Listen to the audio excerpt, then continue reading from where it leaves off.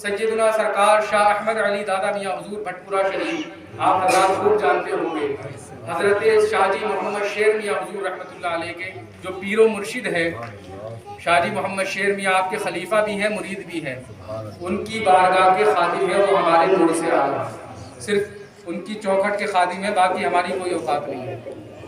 تو یہ ایک پیغام ہے، دل کی آواز میں آپ تک پہنچا رہا ہوں، تو اپنے اماموں کی عزت کرو، اور میرے دوستوں، میرے بھائیوں، میرے عزیزوں، ان سے محبت کرو جو آپ کو اللہ اور اس کے رسول کا طریقہ بتا رہے ہیں، راستہ بتا رہے ہیں۔ پیشہ ور جن کا مقصد صرف جو ہے دولت حاصل کرنا ہے، دنیا حاصل کرنا ہے، ان علماء سے بھی دور رہیے۔ اور وہ پیر ڈھونگی جو صرف آپ کے نذرانوں کے جو ہے وہ ہے ضرورت مند، صرف آپ کے نذرانوں پر ان کی نظر رہتی ہے، اور ڈھونگی جو نماز کے نہ روزوں کے پابند ہیں، اور وہ آپ کے ایمان کو ڈاکہ ڈال رہے ہیں، لوگوں سے بھی بچ کر رہیے۔ جو متقی الپرہیزگار ہیں، جو باعمل ہیں اور ذی علم ہے، ان کے دامن سے وابستہ رہیے، ان سے فیض حاصل کرتے رہیے۔ اور مرید ہونے سے پہلے آپ جان لیں، مرید ہونے سے پہلے یہ پرکھ لیں کہ ہم جس سے مرید ہو رہے ہیں وہ شریعت کا پابند ہے یا نہیں ہے۔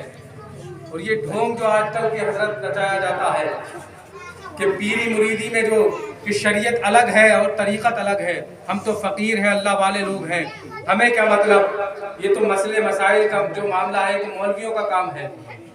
تو یہ سن لیں، یہ نئی ایک ڈھکوسلا بازی ہے جو ہمارے عوام میں ان ڈھونگیوں نے اپنی دکانیں چلانے کے لیے رائج کر دی ہے۔ اپنی دکانیں چلانے کے لیے اگر اس طرح کی باتیں نہیں کریں گے تو ان کی دکانیں کیسے چلیں گی؟ انہوں نے جو تعویذ گنڈوں کی، جھاڑ پھوک کی جو دکانیں کھول رکھی ہیں، وہ دکانیں کس طرح چلیں گی؟ میرے عزیزوں، ان لوگوں سے بچ کر رہو، یہ تمہارے ایمان کا ڈاکہ ڈالنے والے ہیں، تمہارے ایمان کو برباد کرنے والے ہیں۔ کسی کو یہ معلوم نہیں کہ وہ تمہیں کیا جنت میں لے کر جائے گا، کہ میں تمہیں جنت میں لے کر جاؤں گا۔ مجھے خود معلوم نہیں ہے کہ مولا تعالیٰ مجھے میرا انجام کیا ہوگا، بتائیے، ہمیں خود معلوم نہیں ہے، میں کسی کی کیا گارنٹی لے سکتا ہوں؟ وہ اعزاز تو پیارے آقا محمد عربی صلی اللہ علیہ وسلم کو اللہ نے عطا فرمایا تھا۔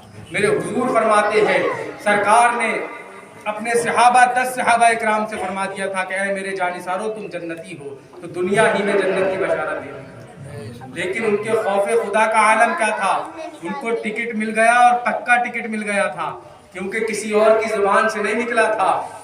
وہ کلمات، وہ ٹکٹ دینے والی ذات کوئی اور نہیں تھی بلکہ اس دنیا کی سب سے عظیم الشان ہستی محمد عربی صلی اللہ علیہ وسلم کی ہستی تھی۔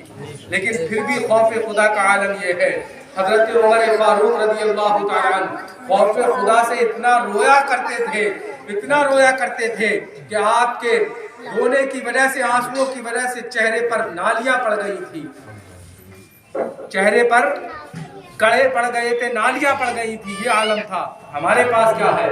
ہمارے پاس تو نہ نمازیں ہیں، نہ روزے ہیں، نہ کوئی مقام ہے۔